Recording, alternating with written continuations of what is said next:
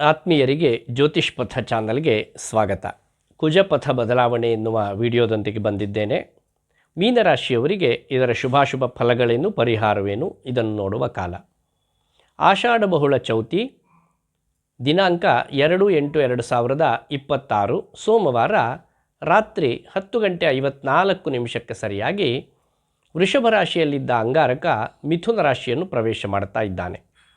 ಆ ಕಾಲಕ್ಕೆ ಒಂದು ಕುಂಡಲಿಯನ್ನು ಸಿದ್ಧ ಮಾಡಿದರೆ ನಿಮ್ಮದ್ದೇ ಅಂದರೆ ಮೀನರಾಶಿಯೇ ಲಗ್ನ, ಅಲ್ಲಿ ಚಂದ್ರ, ವಕ್ರ ಶನಿ ಮತ್ತು ಮಾಂದಿ ಸಮಾಗಮ, ಮಿಥುನ ರಾಶಿಯಲ್ಲಿ ಕುಜ ಬುಧಯತಿ, ಹಾಗೂ ಕರ್ಕಾಟಕ ರಾಶಿಯಲ್ಲಿ ರವಿ ಮತ್ತು ಉಚ್ಚಗುರು, ಸಿಂಹರಾಶಿಯಲ್ಲಿ ಕೇತು, ಕನ್ಯಾ ರಾಶಿಯಲ್ಲಿ ಶುಕ್ರ, ಕುಂಭರಾಶಿಯಲ್ಲಿ ರಾಹು. ಈ ರೀತಿಯಲ್ಲಿ ಗ್ರಹಸ್ಥಿತಿ ಉಂಟು. ಕುಜ ತಾನು ತನ್ನ ಈಗಿನ ಸ್ಥಾನದಲ್ಲಿ ರಾಶ್ಯಾಧಿಪತಿಯಾದ ಬುಧನೊಂದಿಗಿದ್ದಾನೆ. ಬುಧ ಕುಜ ಯತಿ ಯೋಗ, ಹಾಗೂ ಶನಿ ಶಶಿ ಯೋಗ, ಅಂದರೆ ಶನಿ ಮತ್ತು ಚಂದ್ರ ಇರುವರು ಒಟ್ಟಿಗೆ ಮೀನರಾಶಿಯಲ್ಲಿದ್ದಾರೆ. ಇದರಿಂದ ಶನಿ ಶಶಿ ಯೋಗ. ಶನಿಯ ಕೇಂದ್ರ ಸ್ಥಾನದಲ್ಲಿ ಕುಜನು, ಕುಜನ ಕೇಂದ್ರ ಸ್ಥಾನದಲ್ಲಿ ಶನಿಯೂ ಇದ್ದಾರೆ.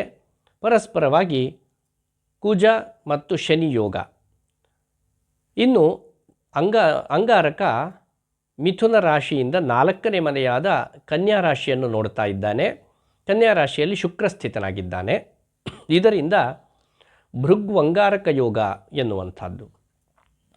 ಶುಕ್ರ ಕನ್ಯಾ ರಾಶಿಯಲ್ಲಿಯೂ ಶನಿ ಮೀನರಾಶಿಯಲ್ಲಿಯೂ ಇದ್ದು ಪರಸ್ಪರ 180 ಡಿಗ್ರಿಯ ಅಂತರದಲ್ಲಿದ್ದು ಇಬ್ಬರು ಪರಸ್ಪರ ದೃಷ್ಟಿಯನ್ನು ಹರಿಸಿಕೊಳ್ಳುವುದರಿಂದ ಶನಿ ಶುಕ್ರ ಯೋಗ.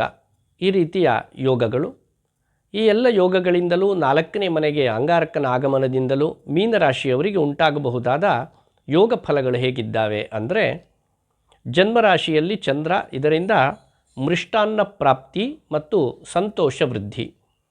ಚತುರ್ಥದ ಬುಧ ಧನಧಾನ್ಯ ಲಾಭ ಮತ್ತು ವಿಜ್ಞಾನ ಸಿದ್ಧಿ. ಹೊಸದಾಗಿ ಆವಿಷ್ಕಾರವನ್ನು ಮಾಡುವವರಿಗೆ ಅಥವಾ ವಿಜ್ಞಾನ ಸಂಬಂಧಿಯಾದ ಓದನ್ನು ಮಾಡುತ್ತಾ ಇರುವ ವಿದ್ಯಾರ್ಥಿಗಳಿಗೆ ಯಶಸ್ಸು. ಪಂಚಮದ ಗುರುವಿನ ಕಾರಣದಿಂದ ಸರ್ವಸಿದ್ಧಿ, ಉತ್ತಮವಾದ ಗುರುಬಲ, ಮಂಗಲ ಕಾರ್ಯಾಚರಣೆ ಇತ್ಯಾದಿ. ಷಷ್ಠದ ಕೇತುವಿನಿಂದ ಧನಲಾಭ. ಚತುರ್ಥದ ಅಂಗಾರಕ ಭಾಗ್ಯಹಾನಿಂ ಭಯಂ ಪೀಡಾ ಬಂಧುವೈರಂ ಧನವ್ಯಯಂ ರೋಗಪೀಡಾಕರಂಚೈವ ಚತುರ್ಥೆ ಭೂಮಿನಂದನೆ. ಭಾಗ್ಯಹಾನಿ ಮತ್ತು ವೃಥಾ ಭಯ, ದೇಹಪೀಡೆ, ಬಂಧುಗಳಲ್ಲಿ ವೈರ ಮತ್ತು ಧನವ್ಯಯ, ರೋಗಪೀಡೆ ಇತ್ಯಾದಿಗಳನ್ನು ಚತುರ್ಥದ ಅಂಗಾರಕ ಕೊಡಲಿಕ್ಕಿದ್ದಾನೆ. ಜನ್ಮದ ಶನಿ ಹಾಗೂ ಮಾಂದಿಯ ಕಾರಣದಿಂದ ರೋಗಬಾಧೆ, ಅಂಗಕ್ಷತ ಯೋಗ ಅಂತ ಅಂದರೆ ಯಾವುದೋ ಒಂದು ದೇಹ ಭಾಗದಲ್ಲಿ ತುಂಡಾಗುವಿಕೆ ಎನ್ನುವಂಥದ್ದು ಕೂಡ ಇದೆ. ಪಂಚಮದ ರವಿಯ ಕಾರಣದಿಂದ ದೇಹಾಲಸ್ಯ, ಬುದ್ಧಿ ಚಾಂಚಲ್ಯ. ಸಪ್ತಮದ ಶುಕ್ರನ ಕಾರಣದಿಂದ ಸ್ತ್ರೀ ಹೇತುಕವಾಗಿ ಅಶುಭ, ಅಂದರೆ ಸ್ತ್ರೀಯ ನಿಮಿತ್ತವಾಗಿ ಅಶುಭ.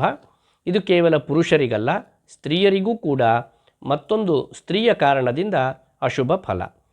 ಹಾಗೂ ಮೇಹರೋಗ ಸಂಭವ, ಅಂದರೆ ಸಕ್ಕರೆ ಕಾಯಿಲೆ ಇದ್ದವರಿಗೆ ಉಲ್ಬಣಾವಸ್ಥೆಗೆ ಹೋಗಬಹುದು, ಇಲ್ಲಾಂದರೆ ಹೊಸತಾಗಿ ಪ್ರಾರಂಭ ಆಗಬಹುದು. ಹಾಗಾಗಿ ಮೀನರಾಶಿಯವರು ಸ್ವಲ್ಪ ಅದರ ಮಟ್ಟಿಗೆ ಎಚ್ಚರಿಕೆಯನ್ನು ವಹಿಸಬೇಕಾಗತ್ತೆ. ವ್ಯಯದ ರಾಹುವಿನಿಂದ ಧನ ನಷ್ಟ. ಈ ರೀತಿಯ ಶುಭಾಶುಭ ಫಲಗಳು ಮೀನರಾಶಿಯವರಿಗಿದೆ. ಜನ್ಮದ ಶನಿಯ ಪ್ರಭಾವವು ಹೆಚ್ಚಾಗಿಯೇ ಇದೆ.